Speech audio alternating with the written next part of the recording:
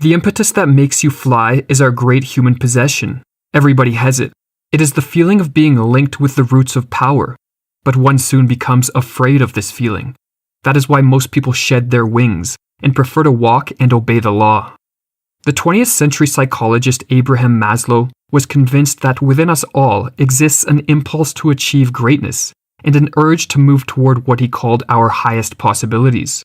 Few among us, however, achieve anything of great worth. While there are various reasons for this, one of them, according to Maslow, is simply that we fear our greatness more than we desire it.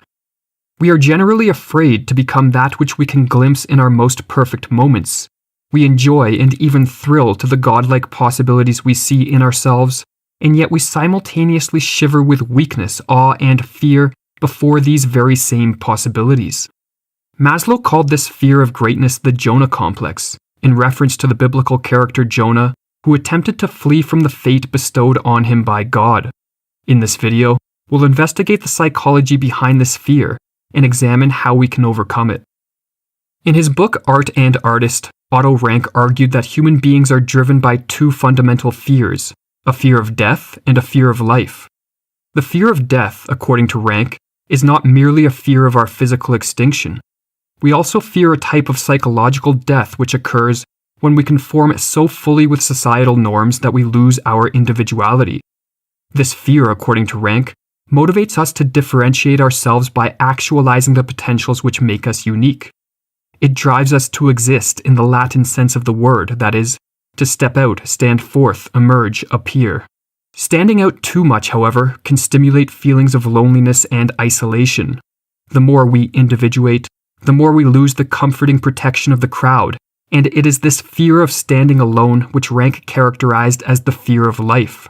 This fear, Rank argued, drives us to re-establish a greater connection with society via conformity and to reject much of what makes us unique.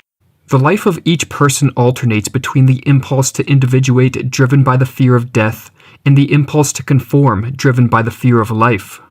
Between these two fear possibilities, he wrote, the individual is thrown back and forth all his life. For most of us, the fear of life predominates over the fear of death.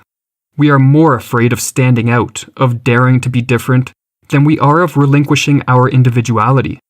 This analysis of Rank's suggests that at its root our fear of greatness is a fear of life, a fear of standing alone and of separating ourselves from the masses. For as Nietzsche so often liked to remark, the concept of greatness entails being able to be different. But a fear of life is not the only thing inhibiting us from actualizing our potential. Colin Wilson, one of the most prolific authors of the 20th century, suggested that an insignificance neurosis permeates modern society, acting as an additional barrier to the cultivation of one's greatness. Wilson observed that much of 20th century thought was dominated by what he called the Unheroic Hypothesis, which he defined as the sense of defeat or disaster or futility that seems to underlie so much modern writing. In answering the age-old question, is man more akin to a god or a worm, he thought the modern age instilled in the individual a belief that we are much closer to the worm, thus helping explain the average individual's tendency to accept a life far below their potential. Abraham Maslow, a friend of Colin Wilson's, came to very similar conclusions. Maslow made a habit of asking his students who among them would write a great novel, or become a great leader or composer, and discovered that, generally, everybody starts giggling, blushing, and squirming until I ask, if not you, then who else? Which of course is the truth. If you deliberately plan to be less than you are capable of being, then I warn you that you'll be deeply unhappy for the rest of your life.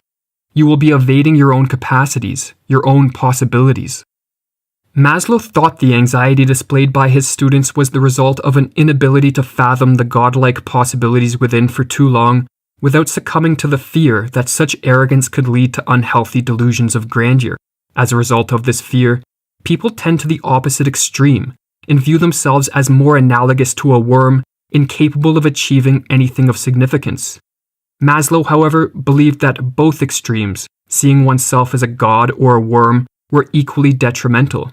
He therefore advised we find the golden mean or middle way.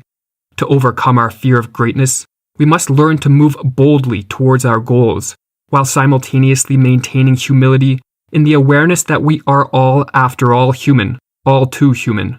Or as Maslow explained, for some people this evasion of one's own growth, setting low levels of aspiration, the fear of doing what one is capable of doing, voluntary self-crippling, are in fact defenses against grandiosity, arrogance, sinful pride, hubris. There are people who cannot manage that graceful integration between the humility and the pride, which is absolutely necessary for creative work.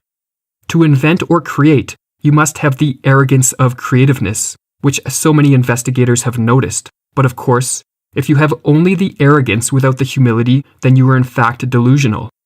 You must be aware not only of the godlike possibilities within, but also of the existential human limitations. If you can be amused by the worm trying to be God, then in fact you may be able to go on trying and being arrogant without fearing delusions of grandeur. This is a good technique.